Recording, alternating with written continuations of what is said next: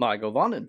Welcome to the Tolkien Lore channel. I'm the Tolkien Geek, and my previous video was one in which I covered all the books that relate to Middle-earth written by J.R.R. Tolkien. And one person commented and said that they would like to see me do a video on specifically the book Bilbo's Last Song. And it's a really tiny book, and so I figured, easy, quick video, why not? So let's talk about Bilbo's Last Song. Now, the interesting thing about this book is though it was written by J.R.R. Tolkien, the copyright, if you buy a modern copy, will actually list the Holy Order of the Paraclete as the copyright holder. And there's a really interesting story behind this.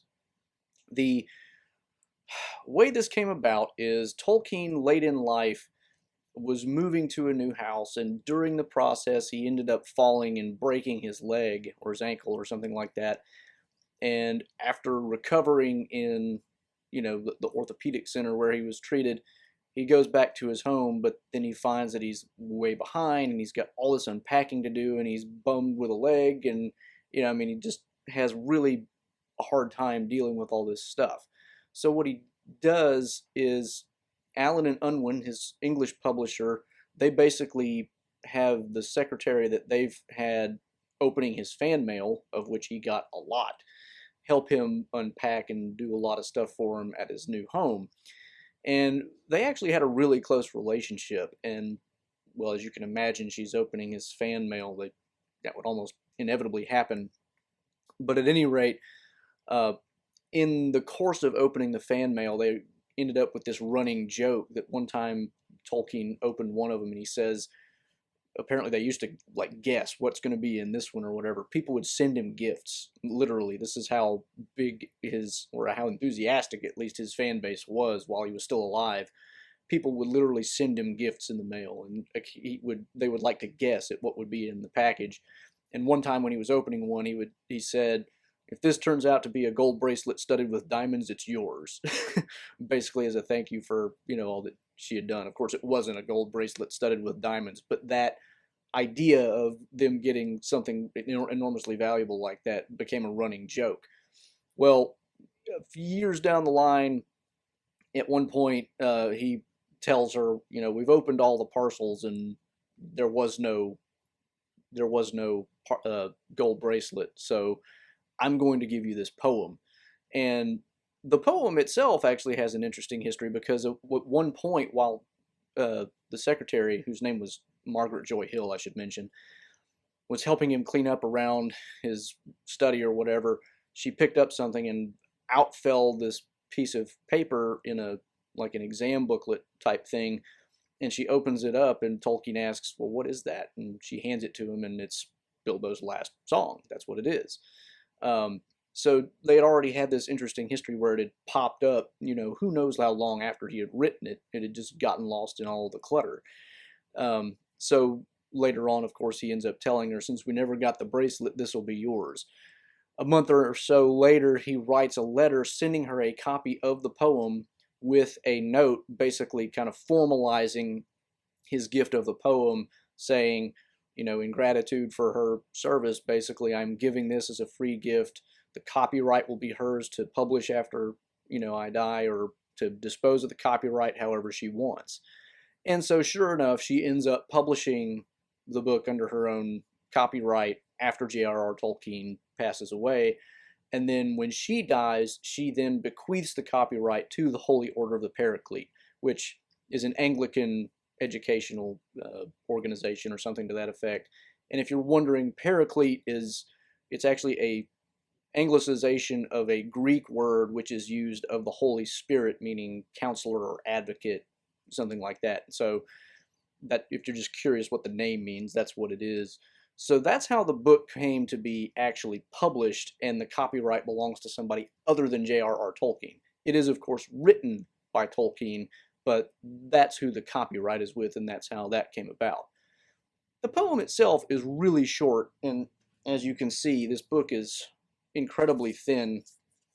The volume that I have has a lot of illustrations by Pauline Baynes, who was, if I remember correctly, Tolkien's preferred illustrator for basically everything. And the illustrations are really nice. But you can see, there's each page is there's like 4 half lines, and that's pretty much it. And the poem does not run very long. I mean, the numbers are not even paginated, but if I was to guess, I would say, maybe 12 to 16 pages here. I didn't count them. But the interesting thing about the book is it's basically just a poem by Bilbo talking about sailing into the West, his upcoming sailing into the West, and it's kind of in the same feel and vein as his poem that he recites to Frodo, where you may remember if you haven't read it in a while, but if you can find it pretty easily, when Frodo comes back to Rivendell after the adventure and Bilbo says, "I sit beside the fire and think," and it goes on from there. But you get the same kind of feeling from this poem, and it's in the same kind of meter and whatnot. But I'm not even going to read from it because the poem is so short that I fear if I read almost any of it, I'll be in copyright trouble. But it's a really nice poem, really short. It's very quick read. You might be able to find it without having to pick up the book, because it's picking up the book is really expensive for the very short poem that you get. It's not an expensive book, but it's you're getting a very short poem and having to spend that money on a hardback whatever. So it's not like it's not expensive, but it's not cost efficient, let's say. But it's a nice poem, and it's again giving that feel of he's going into the West and he's kind of reflecting on his life and the upcoming journey and that sort of thing. So that's pretty much the nature of the poem itself. So that's really all I have to say about this. The source for the information on all the stuff about how it came into being, I got just off of Wikipedia, because the actual story is contained in a volume by Hammond and Skull, which I don't own, but I'm assuming the Wikipedia article is accurate. So if it's not, feel free to correct me. But it's a really nice story, and it's also just one of these days I'm going to have to do a video on just like Tolkien and his fans during his lifetime, because there's an interesting story in and of itself there. But for now, that's the poem. Hope you enjoyed it, and if you got just a few spare dollars running around, I think you could probably pick up a copy for $5 or less on Amazon, especially if it's used. So you could pick it up and get it that way. Otherwise, maybe you know somebody who has it and you could borrow it, or find some other way to read it. But there it is.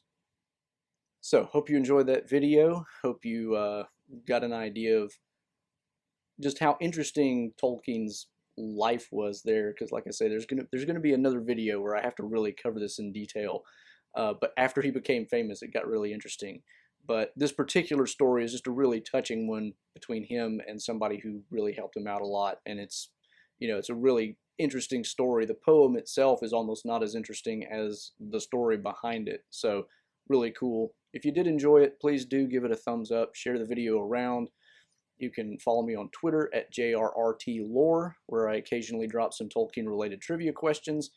And you can subscribe to my channel here. You can support the channel here, and you can find 2 of my previous videos here. Until the next time, I'm the Tolkien Geek, signing out for the Tolkien Lore channel. Namaste.